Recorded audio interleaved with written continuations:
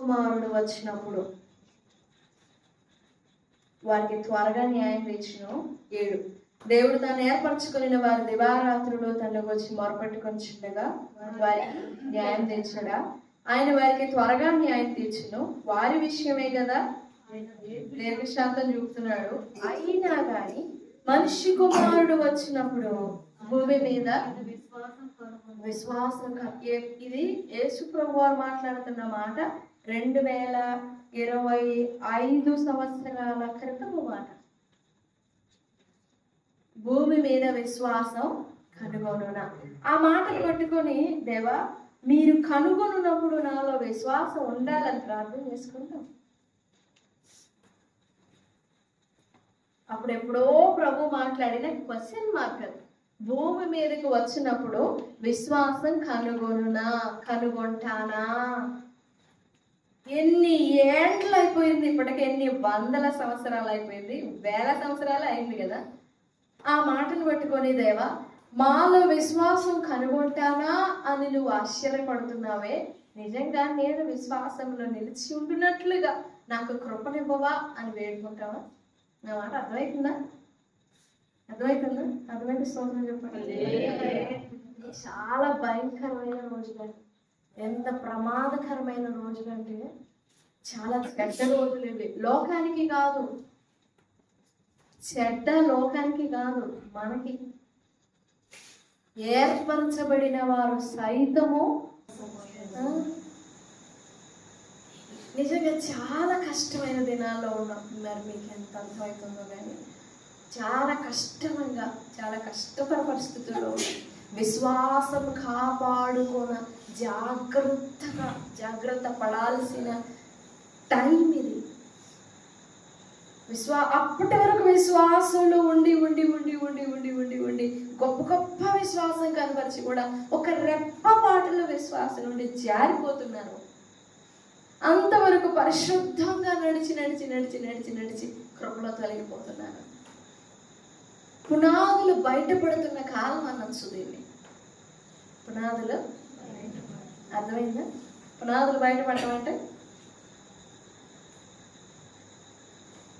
దేని మీద కట్టుకున్నామో జీవితాన్ని, దేని మీద కట్టుకుంటూ వచ్చామో, దేని మీద కట్టుబడి చేసుకొని వర్ధిల్లామో ఆ పునాది పరీక్షించబడే కాలం అన్నమాట ఇది.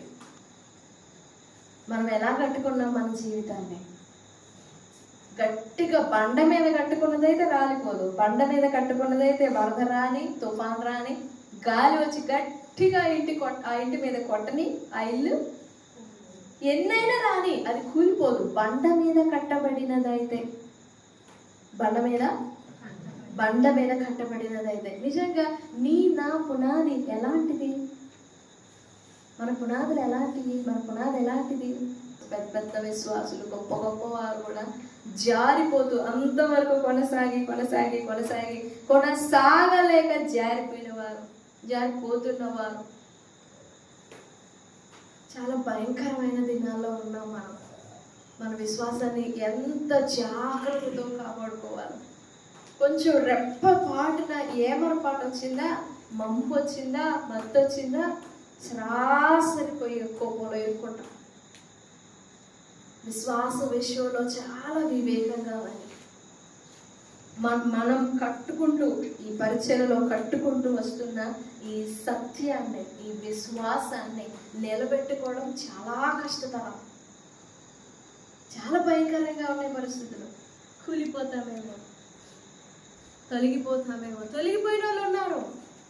సత్యాన్ని అవలంబింపలేకపోతే, సత్యాన్ని అనుసరించలేకపోతే జారిపోవడమే కాదు. మన పునాదిని దిట్టపరచుకోవాల్సిన కాలం ఇది. ఇంతవరకు ఎలా ప్రార్థన చేసుకున్నామో, ఎలా సిద్ధపడ్డామో తెలియదు కానీ మేల్కోవాలి. సంఘం కొరకు ప్రార్థన చేసుకోవాలి. ముందు వ్యక్తిగతంగా మన కోసం ప్రార్థన చేసుకోవాలి. తర్వాత కుటుంబం కోసం చేసుకోవాలి. సంఘం కొరకు చేయాలి. సమాజం కొరకు చేయాలి. దేశం కొరకు ప్రార్థన చేయాలి. చాలా భయంకరమైన దినాలు. నిజంగా దేవుని ఆత్మ యొక్క స్వరం, దేవుని ఆత్మను గ్రహించే వ్యక్తి ఆ తీవ్రతని గ్రహించగలుగుతాడు. చెవి గలవాడు ఆత్మ చెప్పు సంగతులు వినుగాక అని ఉంటుంది కదా, అలాగా. ఏంటి అంత అవసరత ఏంటి, అంత తీవ్రత ఏంటి అని ఆ సివియారిటీని చెవి గలవాడు వింటాడు, చెవి గలవాడు అర్థం చేసుకుంటాడు. లేకపోతే ఎప్పుడు కామన్ మాటలు అయిపోతాయి. చాలా చాలా చాలా చాలా భయంకరమైన దినాల్లో ఉన్నాము. విశ్వాసం ఎగిరిపోతుంది, గాలి కట్టి ఎగిరిపోతుంది విశ్వాసం. గట్టిగా వచ్చి ఒక వరద కొట్టి చాలు మొత్తం తడిసిపోయి నానిపోయి. మన విజయవాడలో అవి వచ్చినప్పుడు పాపం లోపలికి వచ్చేసి వాటర్, ఎంత కాస్ట్లీ ఎక్స్పెన్సివ్ మెటీరియల్ కూడా పాపం పాడైపోయి ఇంక వాటిని తుప్పు సామానికి వేసుకోవడమే. పెద్ద పెద్ద అపార్ట్మెంట్స్ కూడా వాటితో సహా ఫస్ట్ ఫ్లోర్ అంతా మునిగిపోయి సెకండ్ ఫ్లోర్ వరకు వచ్చి, ఫస్ట్ ఫ్లోర్ అంతా మునిగిపోతే ఇంకా పైన అంతా ఏం చేస్తాం? ఎంత పెద్దది కట్టుకున్నా కానీ కిందది కూలిపోతాయి, పునాదికి వెళ్ళిపోతాయి. ఎంత నష్టం జరిగిందో. వారైనా తర్వాత తిరిగి తమ గృహాలు ఎట్లగట్ల ఏదో ఒక విధంగా కట్టుకోవచ్చేమో, కానీ ఒక్కసారి మన విశ్వాస జీవితంలో మనం భ్రష్టత్వంలో పడిపోయినామా?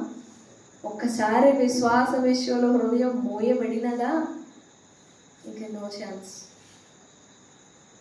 అవకాశం ఏషా ఉన్నాడు, మారు మనసు పొందని అవకాశము నొల్లక. ఇవ్వలేదంట దేవుడు అవకాశం. No chance to repent. మార్పునంది అవకాశం ఇవ్వలే. కయ్యనికి ఇచ్చాడు కొంచెం ఉన్న ఒక రవ్వంతైనా, కానీ ఏషావుకి కొద్ది కూడా ఇవ్వలేదంట. మారు మనసు పొందని అవకాశము దొరకక విసర్జింపబడెను.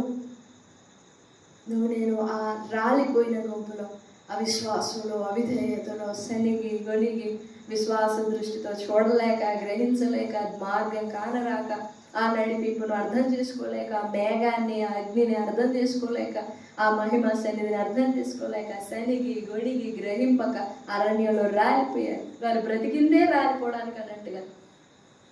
ఆ రాలిపోయే గుంపులో నేను ఉండొద్దు. ప్రభు సన్నిధిలో వేడుకోవాలి. ఈ రాత్రి ప్రార్థన చేసుకుంటాం. దేవా, నేను రాలిపోయే గుంపులో ఉండకూడదు. దేవుని ఆత్మ మాటని గ్రహించుకుందాం. ఎందుకు ఇవి చెడ్డ దినాలు, ఎందుకు ఇవి భయంకరమైన దినాలు, విశ్వాసం జాగ్రత్తగా కాపాడుకునే దినాలు. పౌలు అన్నాడు, నా పరుగుని నేను కడముట్టించిన, నా విశ్వాసం నేను. పౌలు మాట్లాడిన మాట, అపోస్తలుడైన పౌలు మాట్లాడిన మాట అది. నా విశ్వాసంలో నేను చివరి దినానికి కూడా, ఊపిరి విడిచే గడియకి, ఆ సెకండ్కి కూడా మనం ఆ మాట చెప్పండి కదా.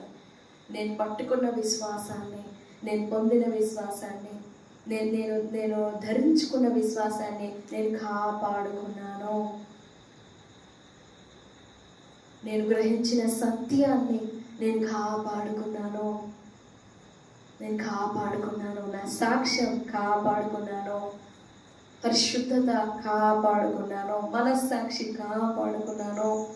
ఆ సాక్ష్యం చెప్పగలిగినట్లుగా ప్రభు సహాయం